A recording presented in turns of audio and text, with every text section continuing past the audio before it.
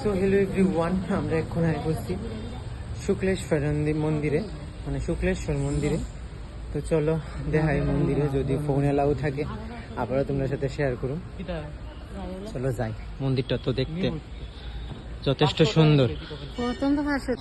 বাবা ভোলানাথের মন্দির, শুক্লেশ্বর মন্দির যেটা কইছে, মানে ভিতরের নকশাটা অনেকটাই সুন্দর। তো চলো আমরা এখন যাই। এটা হচ্ছে বাবা ভোলানাথ মন্দিরে এসে বাবার দর্শন করলাম। তো এদিকে আছে দিদিভাই, এদিকে আছে ভাই। তো অনেকটাই ভালো লাগলো। তো চলো মন্দিরটা ঘুরে দেখাই কেমন কেমন আছে। আর এদিকে প্রত্যেকটা ঠাকুরের বিগ্রহ আছে।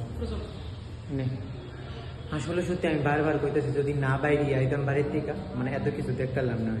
মানে ভগবানের দর্শনই আমরা বাইরেছি মেনলি। তো অনেক কটা ভগবানের দর্শন করলাম, ভগবানের মন্দির দর্শন করলাম। তো চলো যাই, আর কি কি আছে এটাগুলো শেয়ার করি। আমরা কইলো এদিকেও নাকি আরেকটা বড় শিবলিঙ্গের মন্দির আছে। তো চলো যাই, এদিকে অনেকটি সিঁড়ি।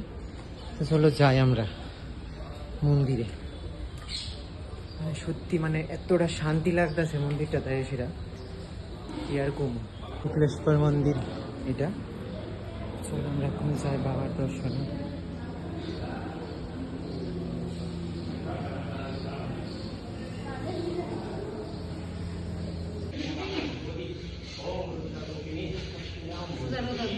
বাবার দর্শন করলাম। এদিকে আছে বাকি আরো কিছু ঠাকুর, এদিকেও আছে।